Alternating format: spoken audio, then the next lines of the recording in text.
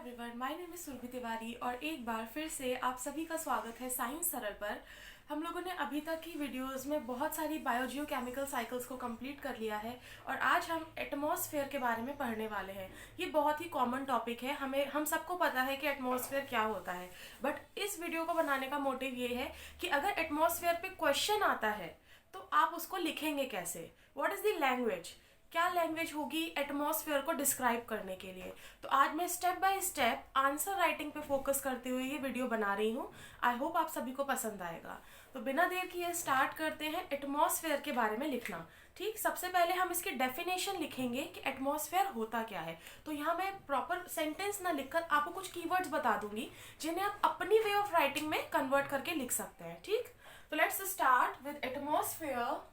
I hope ये visible होगा। 1 second. Yes yes, I think ये विजिबल होगा। ठीक, लिखेंगे एटमॉस्फेयर के बारे में। ठीक, एटमॉस्फेयर एटमॉस्फेयर है क्या? Basically it's a layer of air. Layer of air क्या है? लेयर ऑफ एयर है।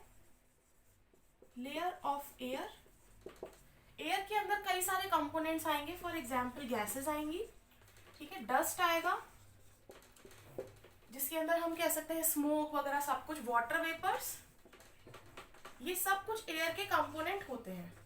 ठीक, तो एयर को जब मैं बोल रही हूँ तो इसका मतलब ये है कि it includes water, dust particles, smoke वगैरह और वाटर वेपर्स यानी कि मॉइस्चर कंटेंट, जिसकी वजह से हम कहते हैं हवा में नमी और ड्राइनेस, ये दो चीजें होती हैं बैलेंस करने के लिए। So that it is the layer of air which surrounds the earth, which surrounds the earth and it is helpful for life also, क्योंकि अर्थ पे एटमॉस्फेयर है इसी वजह से वहां पर लाइफ है।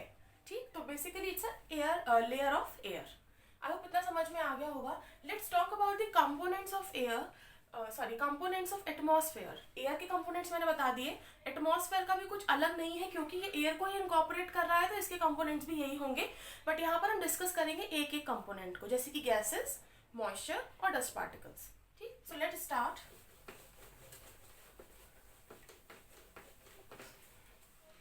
द कॉन्स्टिट्यूएंट्स और कंपोनेंट्स ऑफ एटमॉस्फेयर, मैं अब इसको एटीएम लिखूंगी। ठीक, एटमॉस्फेयर के कंपोनेंट। सबसे पहले आप यहाँ पे लिखिए गैसेस, क्योंकि आज हम गैसेस के बारे में थोड़ा डिस्कस करने वाले हैं। कुछ बहुत ही ज्यादा मेजर गैसेस हैं, आप सबने बचपन से ही आप लोग पढ़ते आ रहे होंगे। नाइट्रोजन है, ऑक्सीजन है, CO2 है और इसके अलावा ऑर्गन, नियॉन, कई सारी इनर्ट गैसेस भी मौजूद हैं। तो सबसे ज्यादा परसेंटेज है नाइट्रोजन का, इट इज अबाउट 78%। ऑक्सीजन 21% हम मानते हैं इसको। O2 लिख रही हूँ मैं क्योंकि ये गैसियस फॉर्म में है। अगर मैं सिर्फ O लिखूंगी तो वो हो जाएगा I am talking about elements, but here I am talking about gases. तो nitrogen gas, oxygen gas and CO2, इसका परसेंटेज बहुत पूछ लिया जाता है, तो ये आप याद रखिए। कुछ जगहों पर ये ऐसे भी दे रखा है, 0.023 करके भी दे रखा है, but most probable answer will this. ठीक, उसके अलावा कई सारी आती हैं inert gases. Inert gases chemistry में आपने पढ़ा होगा। इनर्ट गैसेस क्या होती हैं? वो गैसेस जिनका ऑक्टेव कंप्लीट होता है, यानी कि उसके सबसे आउटर मोस्ट शेल में 8 इलेक्ट्रॉन भरे हुए होते हैं। इसी वजह से ये लेस रिएक्टिव गैसेस हैं, किसी आसानी से मॉइस्चर के साथ रिएक्ट नहीं करती हैं, जो भी इनके आसपास होगा सराउंडिंग से रिएक्ट नहीं करती, इसलिए इनको कहा जाता है इनर्ट गैसेस। इसके अंदर आ जाएगा आर्गन, जिनॉन, नियॉन। ठीक है, ये कुछ इनर्ट गैसेस हैं। इनर्ट गैसेस का मतलब जिनका ऑक्टेव कंप्लीट होता है, जिनके आउटर मोस्ट शेल में इलेक्ट्रॉन्स होते हैं 8। ठीक है, इसी वजह से वो हम कह सकते हैं ज्यादा रिएक्टिव नहीं होती हैं, ये very less reactive they are. उसके बाद हम बात करेंगे, इतना आई होप आपने नोट कर लिया होगा। इसी की वजह से, नाइट्रोजन की वजह से ही, यहाँ पर मैं कुछ एडिशनल पॉइंट्स और बता दे रही हूँ, हमें एयर में प्रेशर फील होता है। एक एयर प्रेशर है सर्टेन जो हमारे ऊपर लग रहा है। ठीक, ग्रेविटी लग रही है, कई सारे फोर्स हैं जो ह्यूमन बॉडी के ऊपर लग रहे होते हैं क्योंकि हम एटमॉस्फेयर में ही रह रहे हैं। ठीक, तो नाइट्रोजन क्योंकि सबसे ज्यादा है तो ये रिलेट कर सकते हैं हम इसको एयर प्रेशर से। ठीक, एयर प्रेशर से हम इसको रिलेट कर सकते हैं। एटमॉस्फेरिक प्रेशर को बिल्डअप करने में इसका बहुत बड़ा हाथ होता है। उसके बाद अगर कार्बन डाइऑक्साइड की बात करें तो यहाँ पर मैं कुछ पॉइंट आपको लिखवाना चाहूंगी। ये है हैवीएस्ट गैस। क्या है? हैवीएस्ट गैस है। हैवीएस्ट गैस है। ऑब्वियसली बात है CO2 जरूरी है प्लांट्स के लिए, क्योंकि प्लांट्स उसको इनहेल कर रहे होते हैं और अपना खाना बना रहे होते हैं during the synthesis of during the process of photosynthesis. ठीक, तो CO2 जरूरी है, बट अगर एटमॉस्फेयर में ज्यादा हो जाएगी तो ये हैवीएस्ट गैस है और इसकी वजह से अर्थ के टेम्परेचर में वेरिएशन आते हैं। तो नेक्स्ट पॉइंट क्या लिख सकते हैं? CO2 गैस या this gas is responsible for temperature. तो ये यहाँ पर टेम्परेचर को भी मेंटेन करने में हेल्प करती है। आई एम टॉकिंग अबाउट CO2। अब थोड़ा सा मैं यहाँ पर डिस्कस करना चाहूंगी ऑक्सीजन के बारे में। 1 second, let me clear this board. हम पूरा डाइसेक्शन करते हुए चलेंगे चीजों का। ठीक, अब हम बात कर रहे हैं O2 की। O2 का ही दूसरा फॉर्म है ओजोन। ओजोन जिसको हम O3 कह रहे हैं। मतलब अगर ऑक्सीजन के 2 मॉलिक्यूल हैं तो वो ऑक्सीजन गैस है जो कि बर्निंग के लिए रिस्पॉन्सिबल है। क्या है ये? Responsible for burning. बर्निंग को और अच्छी भाषा में आप क्या बोलते हैं? दहन, यानी कि कंबंशन। यहाँ लिखेंगे हम कंबंशन। ठीक, तो कंबंशन के रिस्पॉन्सिबल है। ऑब्वियसली बात है कि ग्लूकोज के ब्रेक डाउन के लिए भी यही गैस रिस्पॉन्सिबल होती है। इसी की प्रेजेंस में हमारी बॉडी के अंदर एनर्जी का फॉर्मेशन हो रहा होता है। ठीक, पर यहाँ पे मुझे पढ़ाना है ओजोन के बारे में। सबसे इंपॉर्टेंट चीज O3 इसका फॉर्मूला है। ठीक, ओजोन जो है वो मिलती है स्ट्रेटोस्फेयर में। अभी मैं आगे आपको लेयर्स भी पढ़ाऊंगी। स्ट्रेटोस्फेयर में मिलती है ओजोन। ठीक, जब तक ये स्ट्रेटोस्फेयर में है ये हमारे लिए बहुत अच्छी है। क्यों? क्योंकि ये ओजोन लेयर बना रही है। बट अगर ओजोन ट्रोपोस्फेयर में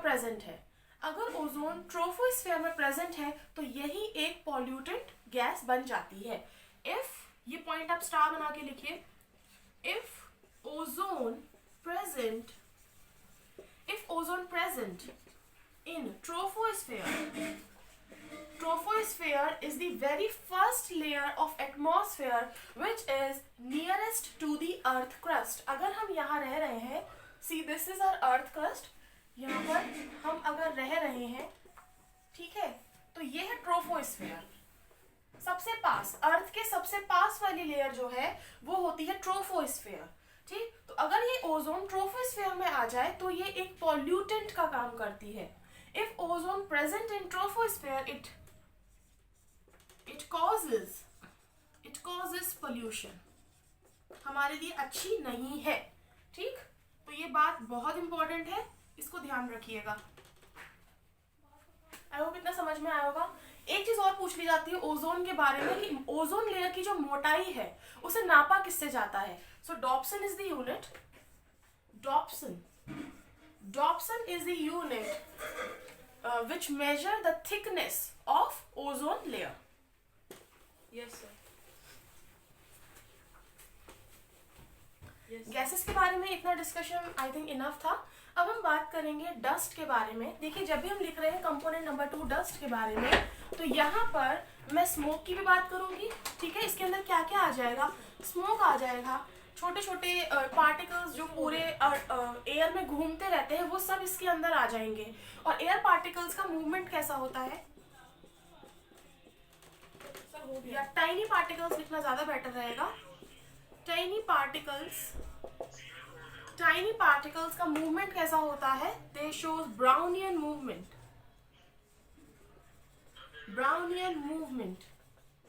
मतलब इसका मतलब क्या है? Random movement. क्या कहेंगे ब्राउनियन मूवमेंट को? हम कह सकते हैं रैंडम मूवमेंट। ठीक, रैंडम मूवमेंट कहते हैं ब्राउनियन मूवमेंट को। अब कितना समझ में होगा भी डस्ट कैसे बन रही है? जिस तरह सॉइल बन रही है, वेदरिंग ऑफ रॉक से या फिर लाइकेन्स के थ्रू। ठीक, ये हम आगे भी डिस्कस करेंगे कि सॉइल बनती कैसे है। सॉइल फॉर्मेशन को पीडोजेनेसिस कहा जाता है। ठीक, थोड़ी सी एक्स्ट्रा इन्फो है क्योंकि डस्ट अल्टीमेटली सॉइल से ही आ रही है। हम जितनी भी डिगिंग कर रहे हैं, पत्थर झड़ रहे हैं मैकेनिकल फोर्स के थ्रू। जब मैंने साइकिल पढ़ाई थी आपको, साइकिल्स पढ़ाई थी, उसमें मैंने डिस्कस किया था कि वीदरिंग क्या होती है, कैसे कैसे मिट्टी झड़ना शुरू होती है चट्टानों से, ठीक। तो उसी का मेन रीजन है डस्ट। और सब चीज़ों में आप एक कॉमन पॉइंट लिख सकते हैं यहाँ पर, ह्यूमन एक्टिविटीज। क्या है? ह्यूमन एक्टिविटीज की वजह से, ह्यूमन एक्टिविटीज की वजह से और इंडस्ट्रियलाइजेशन। देखिए बहुत ही कॉमन में पॉइंट आपको बता रही हूँ, ये पॉइंट ऐसे हैं जो सब जगह फिट होंगे, ठीक। तो आप इसको एक ट्रिकी वर्ड्स कह सकते हैं इनको, ठीक, जो फिट हो जाएंगे ऑटोमेटिकली सब जगह। इंडस्ट्रियलाइजेशन और एक चीज और, डिफॉरेस्ट्रेशन। कौन सा वर्ड है? डिफॉरेस्ट्रेशन। ये कुछ कॉमन वर्ड्स हैं जो हर चीज का कॉज है, ठीक है। तो आई होप डस्ट के बारे में इतना ही डिस्कस करना ठीक रहेगा, इससे ज़्यादा कुछ समझने की इसमें ज़रूरत है नहीं। Let's talk about water vapours. सब जानते हैं जल वाष्प, बहुत पढ़ा हुआ है हमने, वाटर साइकिल के बारे में पढ़ रखा है। तो जल वाष्प यानी कि वाटर वेपर्स तीसरे कंपोनेंट होते हैं एटमॉस्फेयर के। मैं ये इसीलिए बता रही हूँ क्योंकि जब आप आंसर राइटिंग करेंगे तो आपको ये सब मेंशन करना पड़ेगा, ठीक। तो वाटर वेपर्स के बारे में यहाँ लिखेंगे मॉइस्चर और we can say amount of water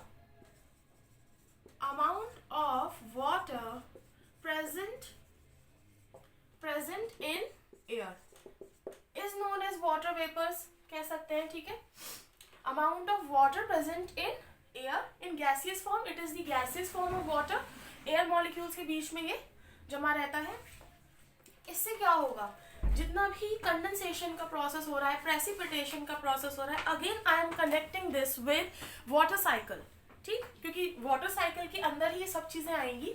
तो इवेपोरेशन की वजह से क्लाउड्स बन रहे हैं, यानी कंडेंसेशन हो रहा है। और क्लाउड्स जब बहुत ज़्यादा कंडेंस हो जाते हैं तो एयर प्रेशर में डिफरेंस की वजह से क्या होता है, प्रेसिपिटेशन यानी बारिश होना शुरू हो जाती है, और यही वाटर साइकिल चलती रहती है। Again water cycle is a form of fresh water. Water cycle में हमें फ्रेश वाटर मिल रहा होता है, ठीक। तो वाटर वेपर्स के बारे में इतना लिखेंगे। अच्छा, एक चीज और sorry, water vapours green house effect भी कॉज करते हैं, ठीक। Again it's a important point. ऐसा नहीं है कि पानी बहुत ज्यादा हमारे लिए हमेशा ही अच्छा है। आप इसको लिखिए, दे ऑल्सो कॉज